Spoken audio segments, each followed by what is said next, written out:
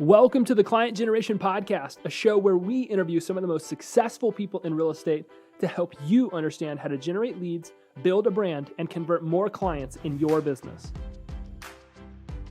What's up, everybody? Grant Wise here. Welcome to the Client Generation Podcast.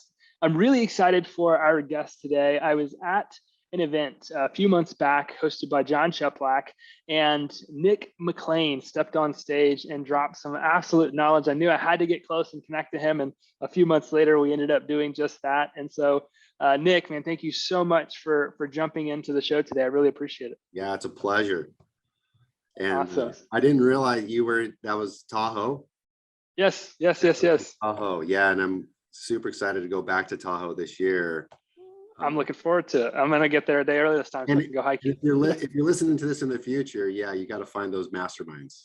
Yes, so valuable, so valuable. I wanted to get close to you, connect to you, because I heard this stat, right? So you've got the Nick McLean Real Estate Group in Washington State, and in some, things fluctuate up and down sometimes, but at one time you've held at least 20% market share. And I was like, I gotta talk to this guy. I gotta figure out what he's doing, because I'm in a Northwest Arkansas. It's a unique market. There's some high performance teams here, but when you go and analyze their market stats, they only own 1, 2, 3% market share at top. So to hear somebody has that volume of market share, I mean, it's just unbelievable. And I know you do a lot of really unique things in the training world. And you had this quote, and I've never forgot it since I've left. I've used it many times. Training isn't everything, but everything is training. And I was just like, I got to get this guy on a podcast. So anyways, thank you for being here. I'm so excited to kind of jump in and chat. But before we dive in, why don't you just tell everybody, give us the backstory. Who are you, and kind of how did you get to where you are today?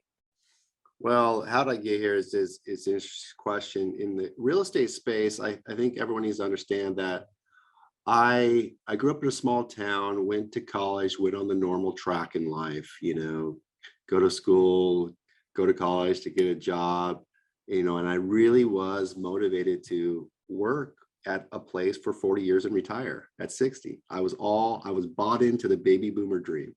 And one path, but I'm an adventurer. I've always explored. I've always liked to be in the physical world using my body. And I was a wildland firefighter. I worked for Carlisle Transportation, the ice road truckers in Anchorage during college. And then I didn't want to give up on the adventure, but I also wanted to be on a track for success. And so I became an airline pilot. I went to school at Embry-Riddle Aeronautical University, went to training, got a job down in Miami on a 747 international carrier. In fact, I don't know if you got video, but here's the checklist. I keep it on my desk.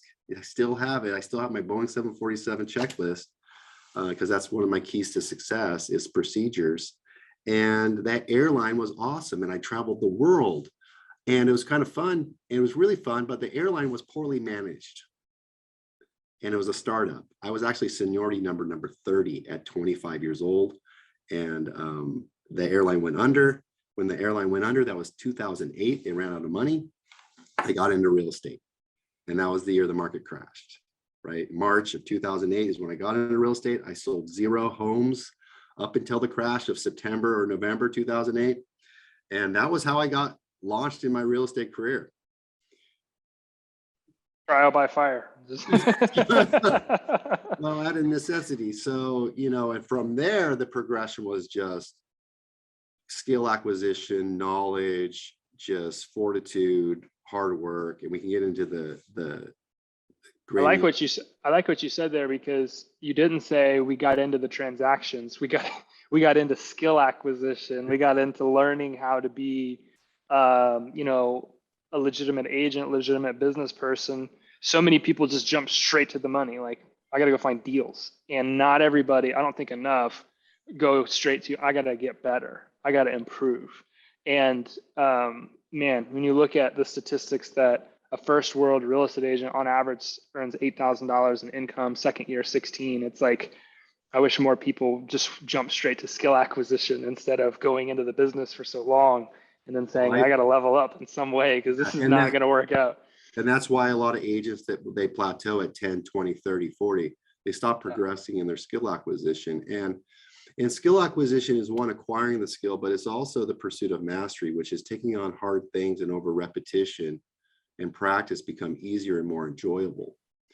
Because I learned that in my airline industry, you know, when you get hired at an airline, they put you into training. I was on the 740s. I trained for the 747 for 1 year before I stepped foot in the airplane. And then I got into the real estate industry, and I was hired by the first broker I talked to. Just like homeowners only interview one agent, 70% only interview one agent, agents only interview one broker. It's so crazy, because what you need to understand, we're all different, but we're all the same. We have human behavior and we have human tendencies, right? We did the same thing that sellers do, or sellers are doing, right? So I got on with my broker, and no training, none, zero protocols, zero procedures, zero handbook, zero training, except for on the job tribal training, like sit at this desk and watch me, hear me if you want to. Independent contractor model. If you want to, you can ride along. Dude, I was like all in. I'm riding along all the time because I want to improve my skills and I want to understand the process. Because as an airline pilot, it's all about the process, period. Right. And there's no laid out process in real estate. Oh, they're all different. No, they're not. Oh, you need experience. No, you don't. No, you don't. Right. So I've really been honing in on that process. I'm still refining it today. We can get into it. We'll get into that deeper later. I remember the first day I went into my office, first day in real estate, I took the bus to work because gas prices were $4.80 and I couldn't afford the gas in my 1984 Subaru GL wagon, spray painted green. So I took the bus took my bus to my broker's office, and I told him flat out, I don't like sales. Right. And he said, "Oh, you're in the wrong business if you don't like sales." And I said, "Well, I don't like talking on the phone either." Because I was an airline pilot that was scared to talk on the radio. But here's the thing, I became really, really good at talking on the radio to air traffic control, other pilots, to the dispatch, communicating, because there was clear and concise language, standardized language that I knew I could go to and master. I didn't have to wing it or be very personable or charismatic on the radio. I just needed to understand the vernacular and understand the process. Then I knew what to say, when to say it, and how to say it. So I translated that into real estate too. So over time, it was all about skill acquisition. I started buying every single sales book I could get my hands on, every single marketing book I can get my hands on.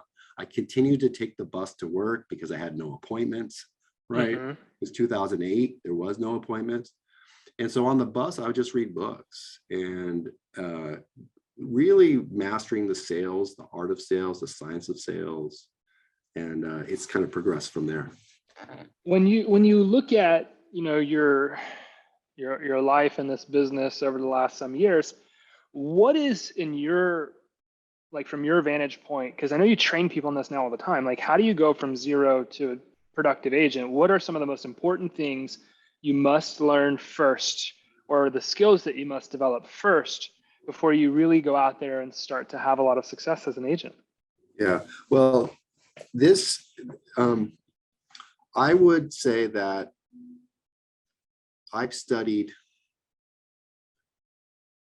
Andrew Grove, who was the CEO of Intel, TPS, Toyota Production Systems, you know, the manufacturing process, Deming, Out of Chaos, right? Like, how do I predictably repeat a manufacturing process?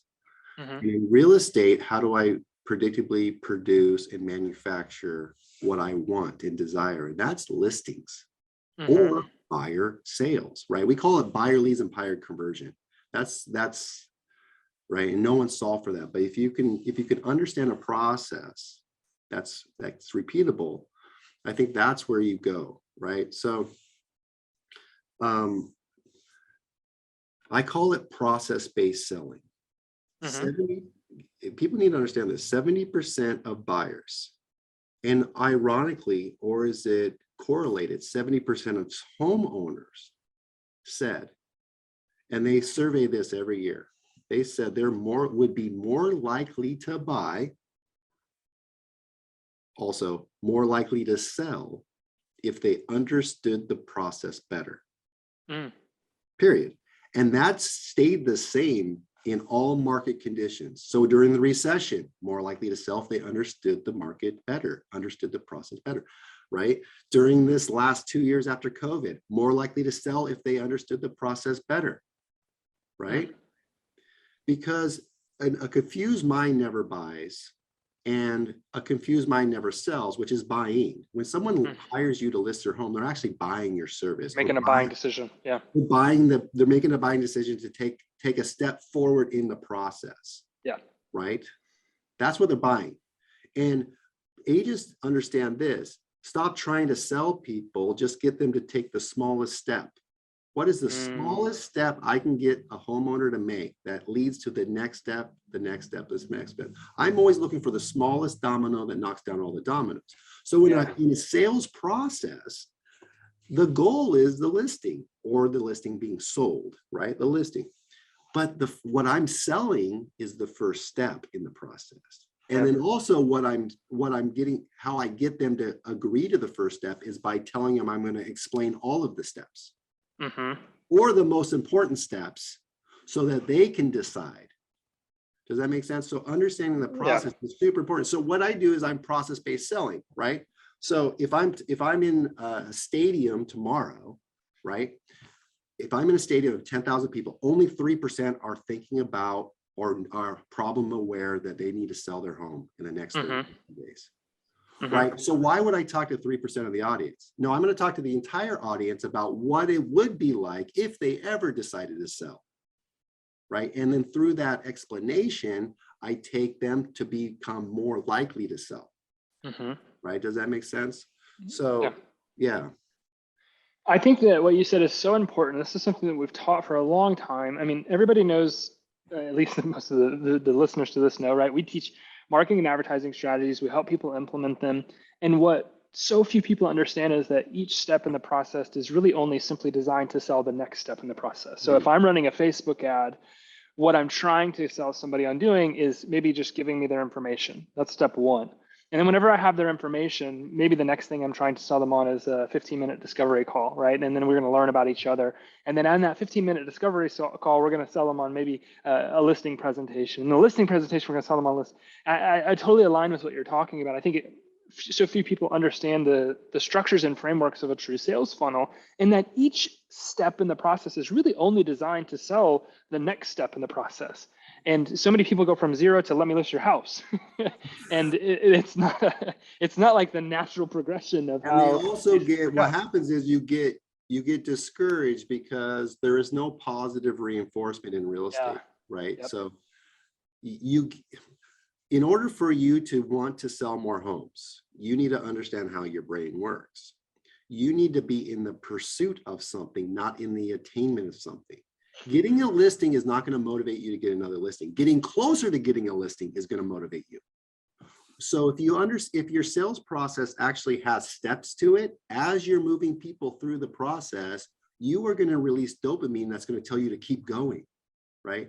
What happens is we try to get homeowners or home buyers to take this Grand Canyon leap into a sale, and we get discouraged when they say no, right? Because we're asking them to do something big, and then we get discouraged like there's something wrong with us, right? But no, right? You can have wins, so many micro wins throughout the day, and when you follow a process, and the next thing you know, you have throughput, you have like these big wins, right? And it's a really interesting thing to think about. So I think about the listing process all the time, and I train to the listing process every single day.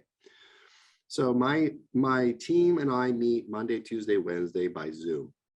And we meet from 9 to 9:45, and we train on the process. We focus on the process, not the results, right? We look at the results so that we can tweak our process, but we also focus on minimizing errors and mistakes. The number one reason an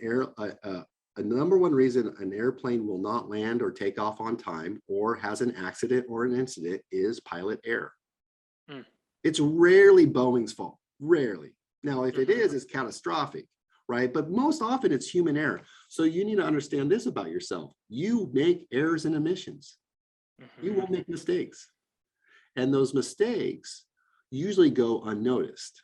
So let's start following a process so they go noticed and you can fix them. That's the cool thing about real estate is like there's redos. Yeah. There's redos, You get to man. try again. You get to try again every day. Again. Yeah. And I think agents like understand this and team leaders understand this about your agents. They're going to make mistakes, right? They're going to take a phone call and not ask all the questions. The reason you didn't get the appointment isn't for what you said, it's for what you didn't say. The reason you didn't get the listing is not because of something you said or did, it's because you forgot to say something or forgot to do something, right? There you skipped a step, right? That's the mantra. Don't skip steps. Don't skip steps. And the problem with most agents and most teams that I find that I coach is they don't have it. They don't have the steps. Yes.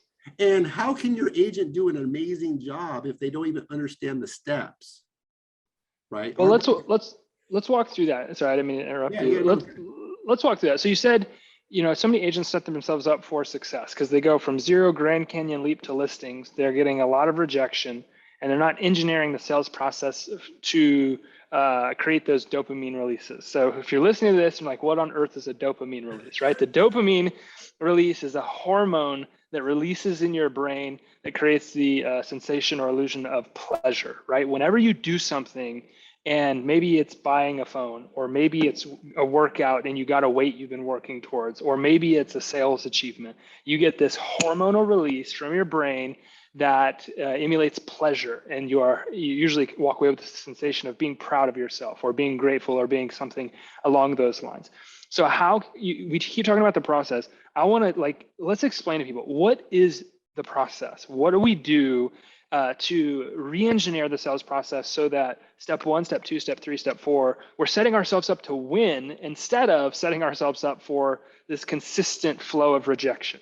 Yeah, so let me take you through the homeowner's journey as I see it, and the journey in which I am the guide and they're the hero, right? And I'm going to have them progressively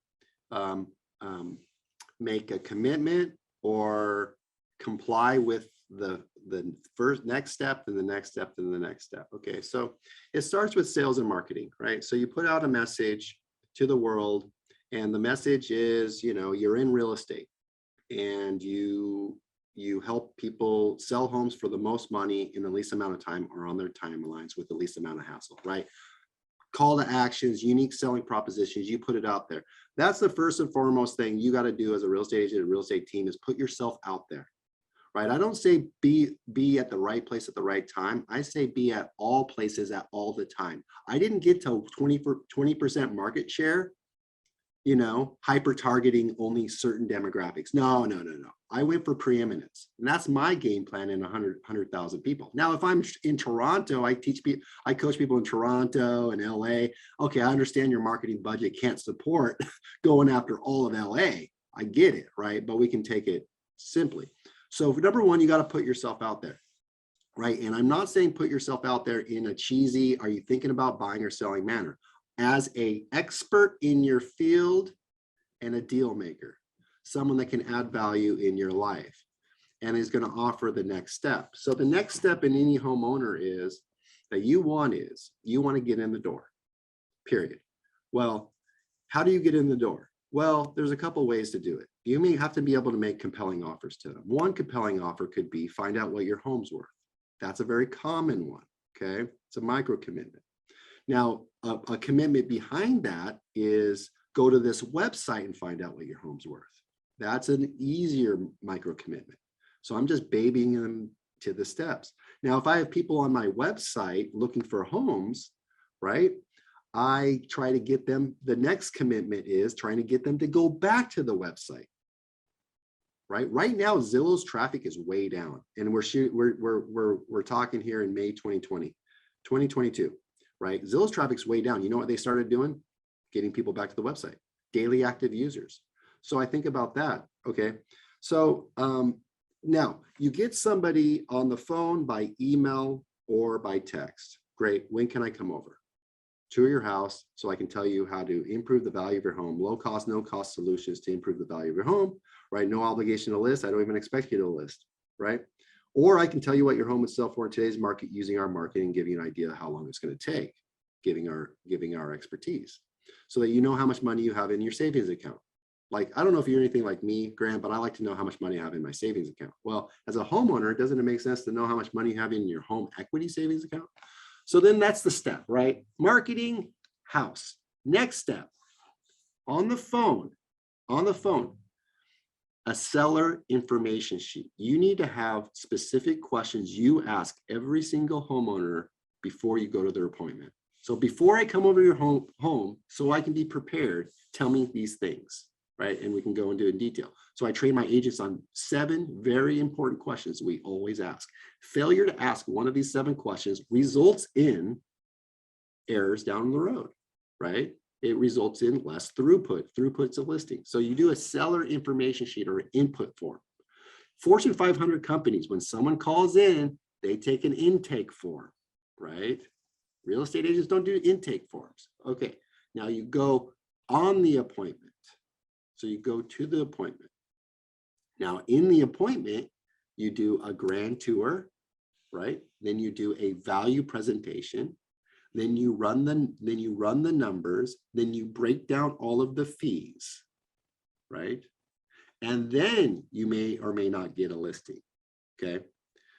At the point of getting a listing, then you set expectations on what to do to prepare your home for sale. A lot of agents make mistakes and they skip steps. They go way down the line and start telling people what to do to prepare to get their home on the market. And they haven't even said yes to listing it, right? Does that make sense? And so a lot of people are like talking sellers out of listing their homes. I'm just telling you right now, you're talking about, right? You're telling them all the things to do. And what you're doing is increasing hassle. Remember, sellers want 3 things: most money, least amount of time, least hassle. So if you go into their house and tell them to declutter, depersonalize, clean it, repair it, you're telling them hassle, hassle, hassle, hassle. And they're going to say, oh, we're not ready yet. Right. So when you understand the process, you focus on that and then you move them through, right? How do I get them through the process? And we go micro into that, but what do you think, Grant? In marketing, we teach a lot about creating a sense of overwhelm. When you give people too much information, when you give people too many steps to take, as we're analyzing sales processes, building sales processes for our clients and for ourselves, the more you overwhelm somebody, the least likely they are to want to do business with you. And we have just in our own company what we call a product-led growth strategy, meaning that we don't rely on salespeople as the first way that somebody comes into our technology. Well, that means that our onboarding has to be unbelievably simple because we're not taking somebody by the hand and walking them through the process of creating an account. We're giving them a chance to do this on their own. So we have had to perfect this reduction in a sense of overwhelm. And I think that what you touched on there is so crucial because you could probably analyze a ton of agents, sales calls or listing presentations, and I'm certain that maybe you do. And the amount of overwhelm that people unintentionally create is it's extreme. And it's such a little bitty detail, but it's such a significant detail. I don't think many people pay attention to. Yeah, so you go first things first, right? First things first. So anytime a homeowner asks me to give them advice on something that's a step ahead, 3 steps ahead, it's like first things first, let's talk about this, right? First things first, show me your home. First things first, when can I see it, right? So I sent out an email to our database recently, and I got seven listing appointments in 24 hours from this email. Very simple email. Hey, we have buyers looking for homes in your neighborhood. These buyers are pre-approved in today's interest rates. Some of them are qualified with cash or equivalent. Would you consider selling your home?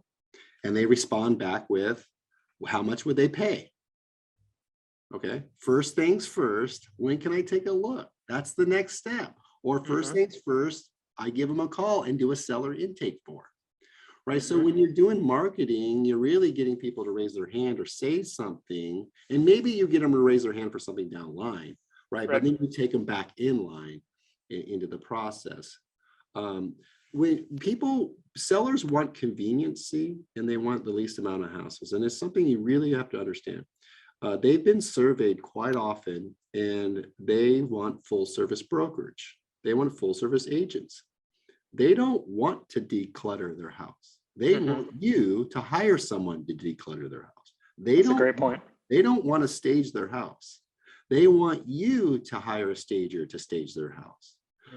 But they don't want to do repairs. They would rather sell it as is and make the same amount of money, right?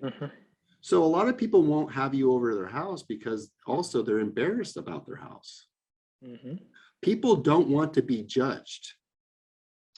This is such a very important point, because you said in your process, right? We have somebody on the phone, and then the next step is that we get in the door, right? Yep.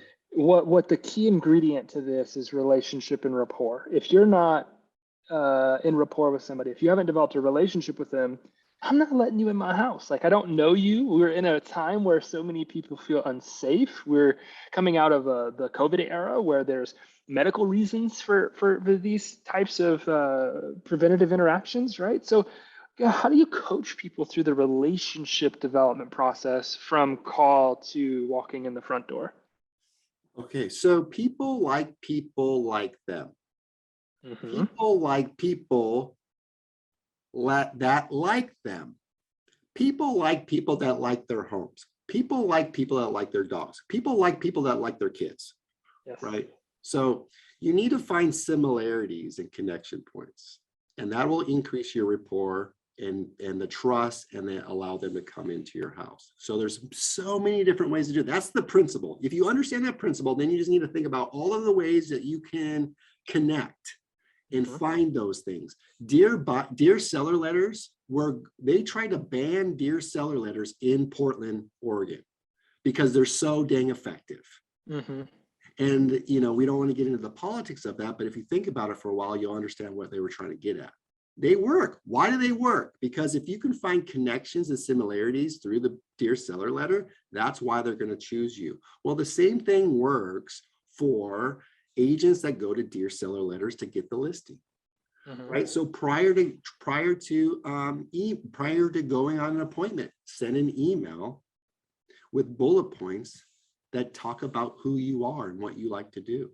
Have nothing to do with home selling, right? Send them an email with an email video so they can see your face. And if you look anything like someone they know or them, you're winning. You're winning, right? And I don't want to get into any of that, but I've had so many people invite me over to the house and say, Nick, you look like our son. You look like somebody we know. You look like that, right? I'm winning big time. I also don't believe what people say. I believe what they do. So even if they tell me they're not ready, they're not looking to sell, they would never sell, and they invite me over to their house, right? You only let someone in your house you trust. And so even if they don't trust you yet, as soon as you walk through the door, you have become someone that in exclusive territory, period, right? If you ever read Cialdini's book, Influence, which I'm sure you have, there's a story about an insurance agent that would sell like 3-4 times more than everyone else using the exact same process. And the reason why he was able to do that is because when he got in the door, right, and he was talking to someone, he would say he forgot something in his car. And he would ask the people before he left, hey, is it okay if I go to my car and get the thing that I forgot? And they would say yes. Then he would say, do you want me to lock the door behind me? Or do you want to lock the door behind me as I go out? And they would always say, no, don't worry about it. Just let yourself back in. Well, you only let people back into your house without answering it that you know, right? That's very exclusive territory, right? So there's psychological ways to influence people to trust you without even have to saying it or prove it to them. Does that make sense? So I thought about this for a while. And, in my listing process, if I'm touring your house, I might say something like this. I know you're not ready to sell your house or even put it on the market, right? That's already been talked about. But if you did, or when you do, we're going to put a lockbox on the front door. Okay. Inside that lockbox will be a key. So, do you happen to have an extra key? Right? Because if I've literally had people take the key off their key ring and hand it to me during the tour. I haven't even sat down to talk pricing yet. I've had people give me their codes to their front door, to their garage. I've had people, like I've seen the crazy, and I've also had people say, whoa, no, I'm not giving you a key, right? Why are we talking about keys right now, Nick? And I just back off and go, no problem, right? I need to build more rapport, they're not ready. But I've had some people just, I've had the wife tell the husband, give him yours, right? No problem. I've had sellers say, well, can we get one made and drop it off at your office? I'm on the grand tour, baby. Like this is like good. Yes, right? I wish more agents understood something you just said. Reaction is communication. It's not like the determining factor. I'm not articulating this right, but reaction is communication as to the requirement that have not yet been met. You just said you've had people that are like, no, we don't. Why on earth would we talking about keys?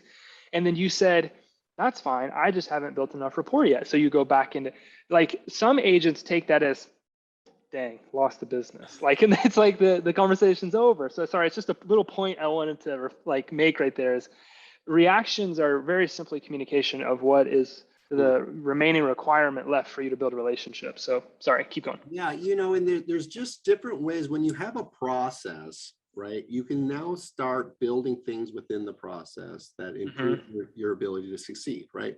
So if I'm doing a grand tour, step one of the appointment, right? I'm going to fine tune that step, right? I'm going to have a checklist. I'm going to have certain things that I say and that I do that I don't want to skip, right? That improve my odds of success. Does that make sense? Yep. And so I'm just giving you examples of that as I move forward. Okay. As an airline pilot, I love redundancy. I love alternates, right? So if A doesn't work, then I go to B, right? If I take off and I'm going to my destination and fog rolls in, or in Seattle recently, the president came in to shut down airspace, you got to go to your alternate airport. So having backup plans and having that is really important. So when you train on a process and you train your agents in the process, you can then go back to that process and give them feedback.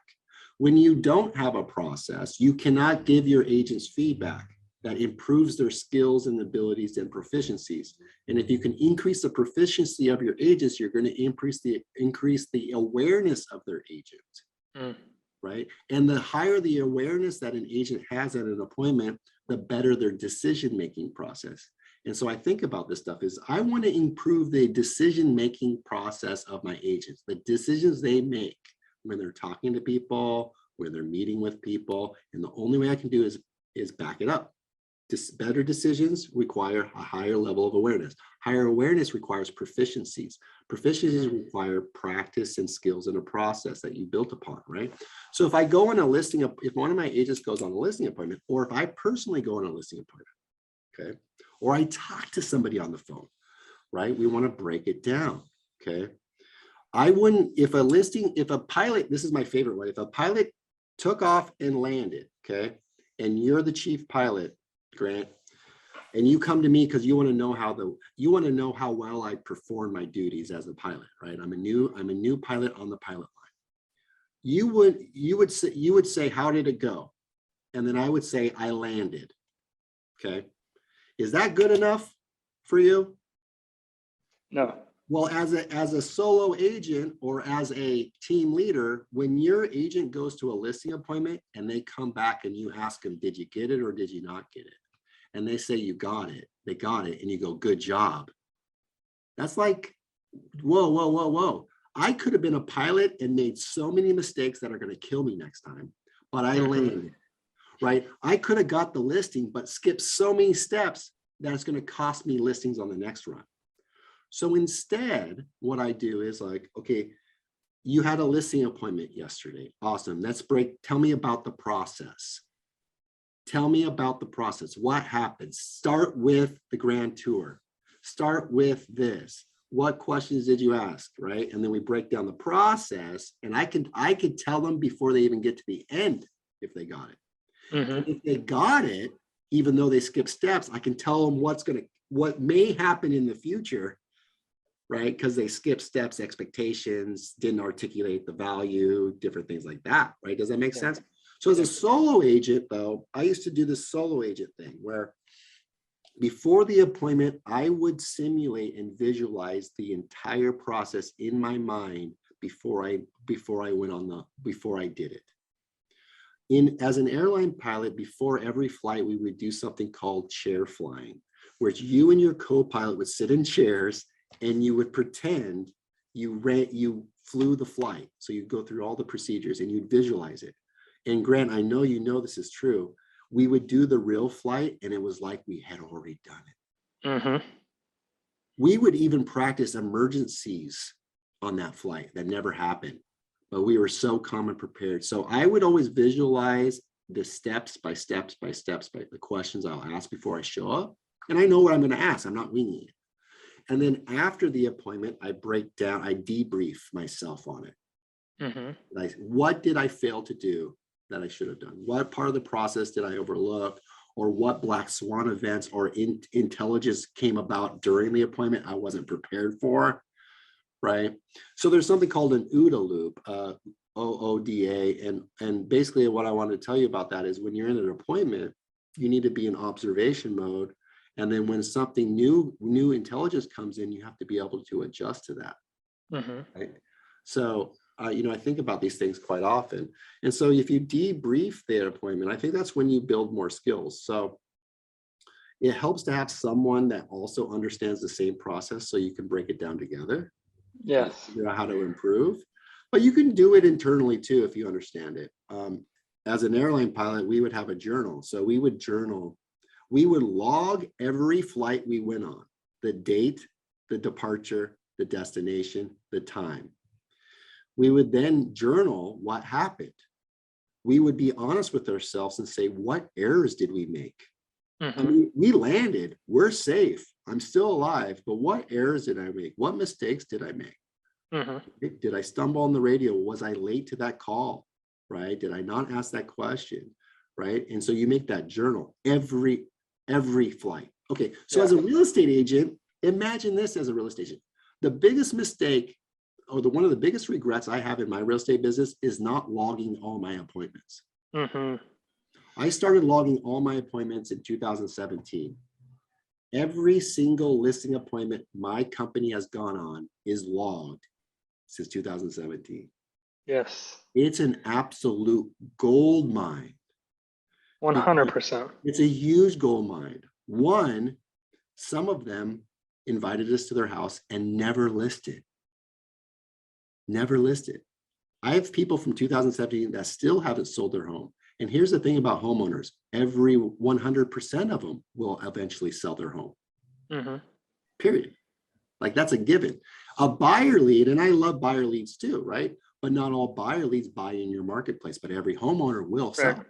So I have an absolute gold mine. So if you take something tactically, you do something today, it's have a log of every appointment you go on. Right, it will serve you so well and really be massive. It really, I like to say, your next listing is in your past. Mm-hmm. Right, it's probably on an appointment you already went on. We're always chasing. Go ahead, finish. Well, we're always chasing the next listing opportunity. There's someone we don't know, and the chances are there's someone we already met with that never did it. That's such a good point. What I was going to say is, I got started in business when I was 19, and I've had successes and I've had failures. Sometimes the failures feel more extreme, right, than the successes because they're sometimes a little more painful. But what I've learned, a couple quotes I'm going to go through here is, one quote I've always heard is entrepreneurship. First, you build yourself, and then you build a business. And I think that is such a good note for this whole podcast. We talk about skill acquisition. Another quote that I heard I've always loved is, I don't really love structure, but I thrive in it. And so many agents have no structure. They have no framework. And when they install that into their life, they begin to thrive. And I think the last question I would finish up here, because we're running out of time, is we've talked a lot today about skill acquisition and process and those types of things. And I probably know the answer to this question, but if you're acquiring skill sets, if you're developing your sales skill set, your marketing skill set, your advertising, your branding, whatever, does that mean you're not going to do any business? Or does it mean you're just going to learn while you're developing your skill set? Because I think that some agents could listen to this and say, "Oh, I don't have time to stop and start working on my skill sets. I need to be selling houses. Coach me through this." Like, is it possible that you do both at the same time? Yeah, 100%. You got to make money now, right? Yeah. And I remember having $300 left to my name and a mortgage payment due in a couple of days. Yeah. Right. For sure. But that also out of necessity just increased my activities. Mm-hmm. So, that urgency that you have if you need to make money, right? Just know that skipping steps isn't going to get you there. Yeah. Right. And if you chase money, it'll run away from you. If you chase listings, they'll run away from you. Right. You got to be moving through the process. And so the skill acquisition part of it is the percentage of your day you're actually with clients or prospecting or following up. It's very little. Mm-hmm. The rest of it is acquisition. On my radio, I haven't listened to a song in my car for 10 years. Mm-hmm. I haven't. I listen to podcasts. I listen to Audible books for the last 10 years. Period. Mm-hmm. I like to race mountain bikes. I ride my bike 8 to 10 hours a week. I listen to Audibles 8 to 10 hours a week. Right? You have a supercomputer between your ears, right? And most real estate agents don't use it, and they don't feel it. And so you are adaptable, and you're gonna change quite a bit. And it sounds cliche, but it really isn't, Grant. It really isn't. It really isn't. I mean, the reality is, so many people focus on the end result and don't understand that the end result is a byproduct of the steps that it takes to get there. And so if we just focused on the steps that it took to get there, you're going to list houses. Like, that's the inevitable end result of the micro steps, or the little steps that you need to take to get there. Yeah. And I've also found that you can compress time, right? So my listing process, I've documented it, and we can talk about that if it's okay with you.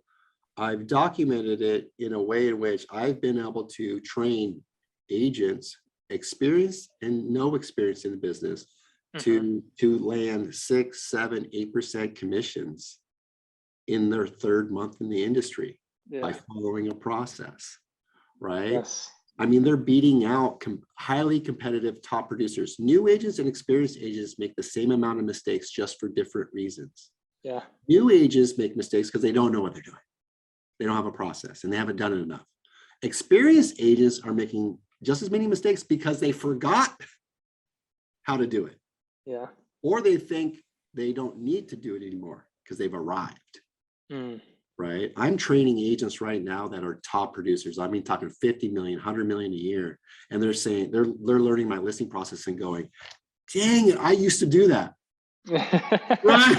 I used to do that. And it worked. And I'm like, yeah, absolutely. And now they're going back to the basics and doing it and killing it. And then being able to train their agents on the process. Now, these new agents are converting at a higher level because they're following the process too. So, Well, I know we're out of time, and I'm going to save that little golden nugget you just dropped as a reason for people to reach out and connect with you if they want to learn. That was perfectly positioned there, Nick. Looks like we practiced that. No, if somebody was listening to this podcast, like, man, I got to get it close to Nick. I got to learn what he's doing. What would be the number one way that somebody could maybe potentially connect with you, follow you, learn more about you, and see if maybe you would be somebody that could help them with some of the stuff you're talking about? Yeah, absolutely. So I'm a coach, leader, trainer. So reach out to me. I'm always posting content on Instagram, Facebook. Instagram specifically, it's Nick McLean RE. And my last name's MC Lean. That's my DJ name, MC Lean. M Clean. It's pronounced McLean, but it's McLean, MCLEAN. So just look me up there, and I'm always posting content. We'll do that. Everybody, we'll make sure that we put all the ways that you can connect with Nick in the show notes. I really, really, really encourage you that you do that. Nick's very open. He's very approachable. He's such a nice guy, and he's always, coming from a place of contribution. So I know he's more than happy to help if you reach out. I really appreciate you taking the time today. There's a lot of invaluable nuggets dropped for everybody listening today. So thank you again, Nick, for being here. I know your time is valuable, so I really genuinely appreciate it. And I hope you have an amazing rest of your day. Guys, thank you so much for continuing to listen to the Client Generation Podcast. We are excited to continually bring you just top leading industry practitioners that can teach you how to really grow your business in a big way. And I know that we accomplished that here today, Nick. So again, thank you very much. Appreciate you. You guys appreciate you for continuing to listen to the Client Generation Podcast. We've got some great upcoming guests. So we'll see you on the next episode. Thank you for listening to this episode of the Client Generation Podcast. Please make sure that you rate and review this episode so that we can continue to bring you more incredible guests to help you grow your business. Thanks, and have an amazing day.